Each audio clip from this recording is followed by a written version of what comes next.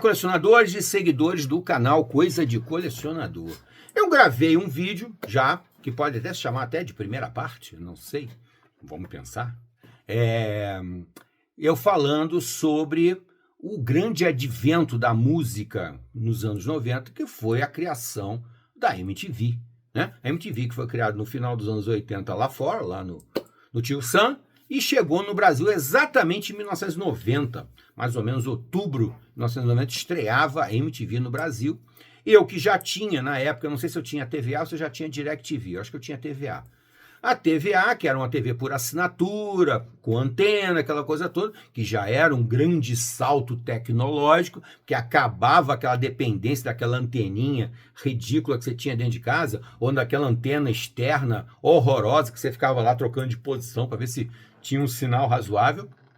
E a MTV entrou no Brasil através da antena UHF, que era uma antena que muita gente não soube usar, era complicada, não era tão simples assim, e praticamente quando o UHF surgiu também a TVA, da TV Abril, que foi a primeira a investir nesse sistema de televisão por satélite, que foi uma beleza, gente, foi uma maravilha, foi a revolução. Passou a ter vantagem você assistir televisão. Antes era uma porcaria. E ela trazia os canais abertos e trazia alguns canais fechados. Iniciava essa coisa dos canais pagos, essa coisa tudo começava a surgir ali. Um dos canais que foi talvez até o motivo de eu comprar a TVA, de eu assinar a TVA, foi a MTV. A MTV que era um sucesso já nos Estados Unidos, nós já sabíamos que era um sucesso, com videoclipes, alguns canais abertos já passavam alguns daqueles clipes, então a gente já sabia que isso existia, mas no Brasil, 1990. E aí, eu fiz um retrospecto aqui, contei mais ou menos esse início todo, com um pouco mais de detalhe, esse vídeo aqui eu vou ser um pouquinho mais sucinto, se você quiser, procura aí o vídeo em que eu falo dos videoclipes do Deep Purple. Deep Purple, anos 90 no Brasil, lá 86, 87, foi quando os vídeos foram produzidos. E ali eu explico um pouco mais esse detalhe. Lembro, inclusive, que o sucesso que, não só o rock tem clipes maravilhosos, mas tem a música que eu gosto. Mas também tinha o pop, e o pop rock, né? Que também agradava, com clipes muito bacanas, muito elaborados, muito chiques, muito sofisticados.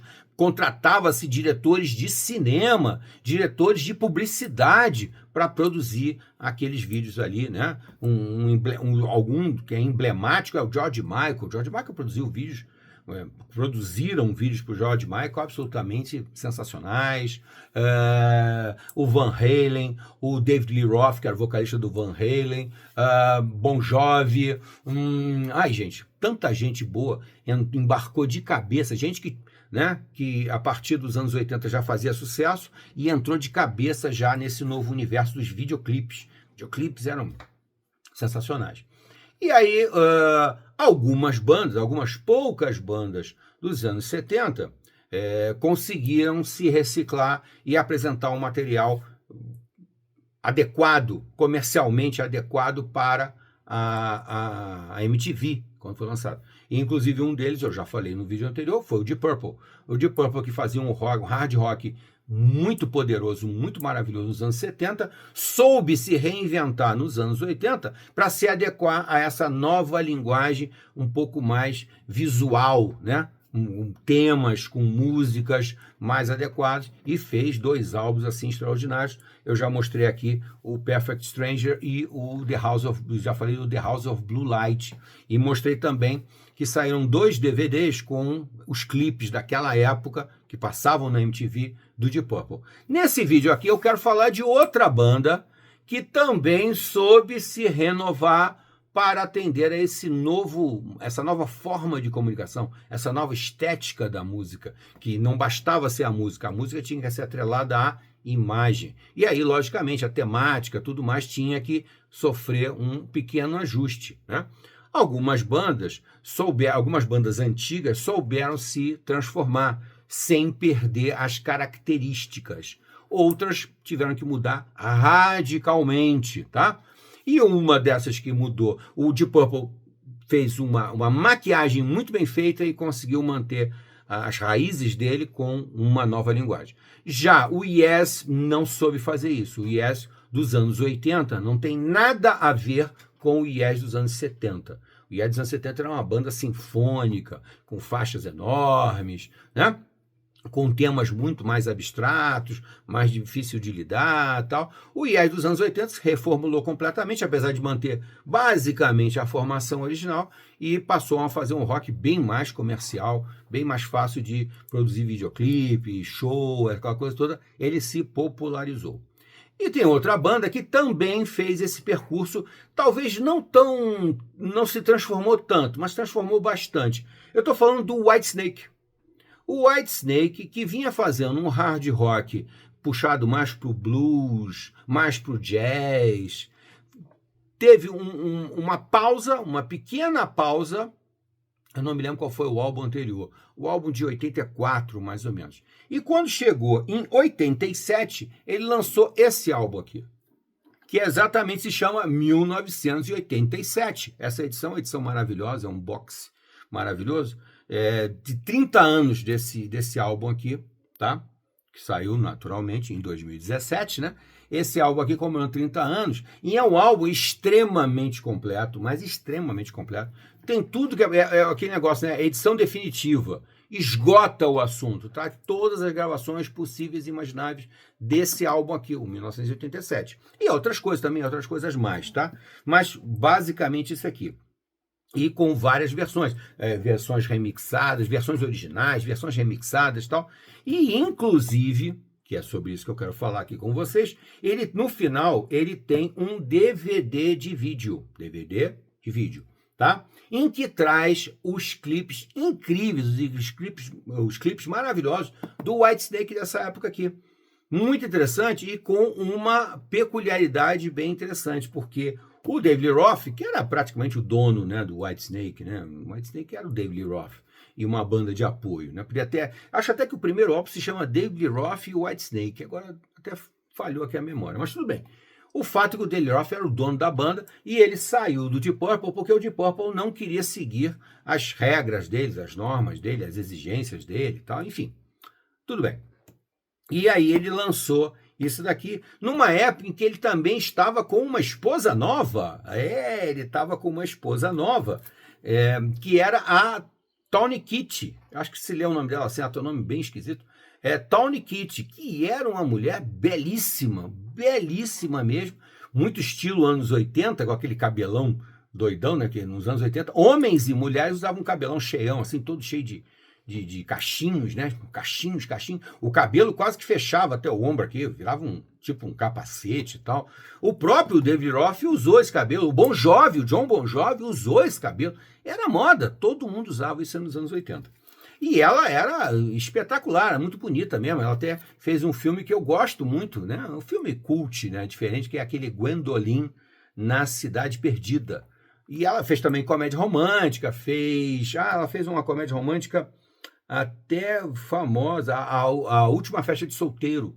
A Última Festa de Solteiro com o Tom Hanks, na época era humorista, tal, bem garoto, tal, e ela é a noiva dele, né? Por isso que é a Última Festa de Solteiro, tal. É uma comédia romântica, né?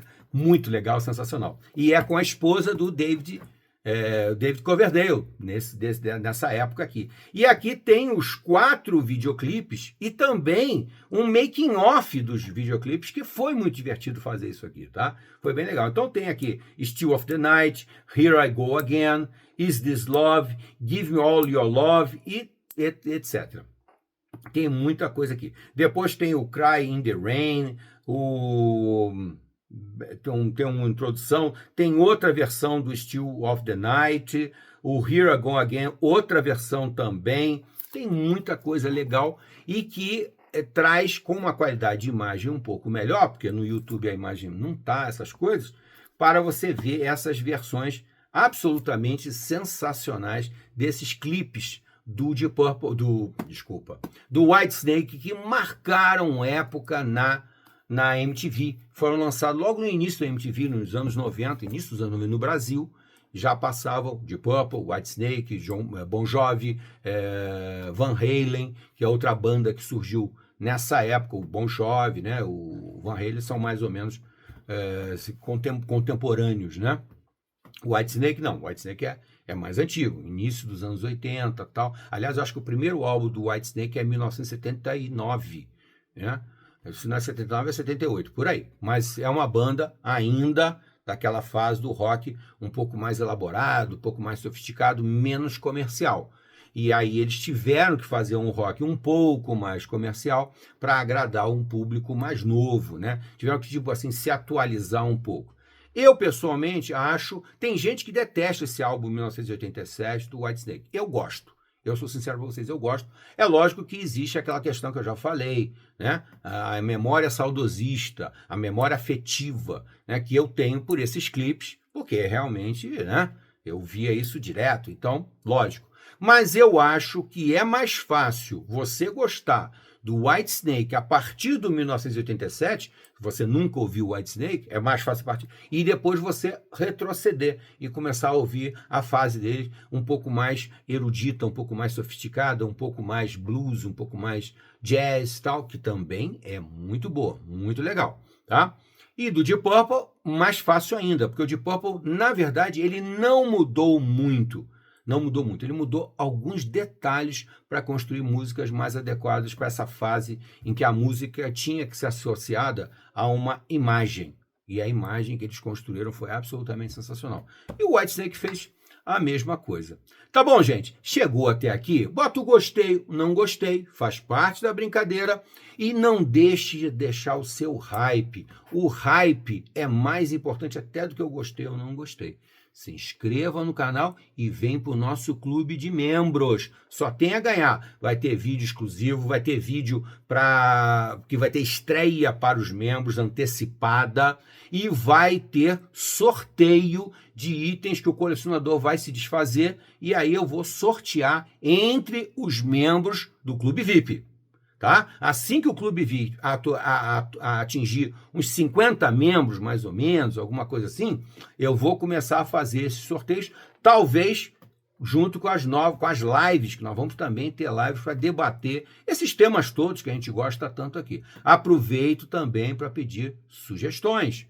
Sugestões para as lives, sugestões para vídeo, tá? Isso é muito legal para a gente continuar trocando essa informação toda aqui, recordando essas coisas todas e mostrando edições novas dessas coisas sensacionais que foi aquela fase ótima, mas que até hoje também tem coisas boas saindo por aí.